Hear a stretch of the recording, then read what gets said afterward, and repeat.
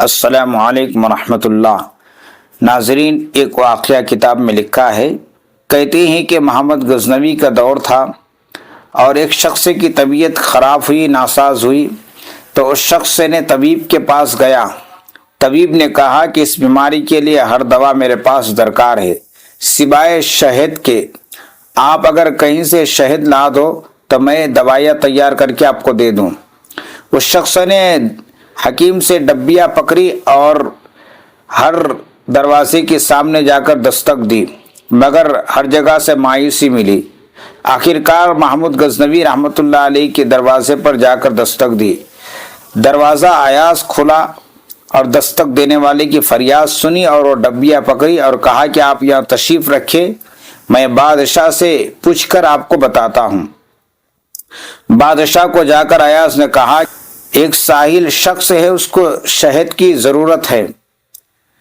تو بادشاہ نے محمد غزنوی نے اس ڈبی کو پکڑی اور سائیڈ میں رکھ دی اور ایاز سے کہا کہ آپ شہد کی 3 بالٹیاں اس شخص کو دے دو۔ ایاز نے کہا، حضور اس کو 3 بالٹیاں نہیں بلکہ ڈبی میں شہد چاہیے۔ محمد غزنوی نے کہا، ایاز وہ معذور شخص ہیں، وہ اپنی حیثیت کے مطابق مانگا ہے، میں بادشاہ ہوں تو میں اپنی حیثیت کے مطابق اس کو دوں گا۔ 3 بالٹیاں شہد کی اس کو پیش کر دی۔ اس واقعہ کو لکھنے کے بعد مولانا رومی فرماتے ہیں کہ اللہ پاک سے آپ اپنی حیثیت کے مطابق مانگتے ہیں، مگر اللہ پاک اپنی شان کے مطابق بندہ کو عطا کرتا ہے۔ ہر چھوٹی بڑی پریشانی اللہ پاک کے سامنے پیش کرنا چاہیے، نہ کہ کسی دوسرے کے سامنے۔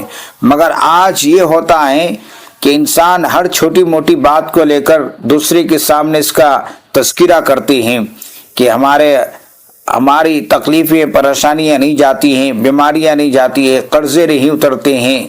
ایسے شخص کے سامنے ہم پریشانیاں گنواتے ہیں جو سامنے سے اپنی ہی پریشانیاں ہم سے گنواتی ہے۔ تو اس لیے پریشانیاں، مصیبتیں ایسی شخص کے سامنے تذکرہ کریں جو کن فیکون ہے، رب کائنات ہیں، اس شخص کے سامنے ہمیں پیش کرنا چاہیے۔ اگر پسند آئے تو ضرور آپ لائک کر دیجئے، شیئر کر دیجئے۔ اس کے متعلق آپ کچھ کہنا چاہتے ہیں تو کمنٹ باکس میں ضرور کمنٹ کیجئے۔ پھر ملتے ہیں اگلے ویڈیو کے ساتھ۔ السلام علیکم ورحمۃ اللہ۔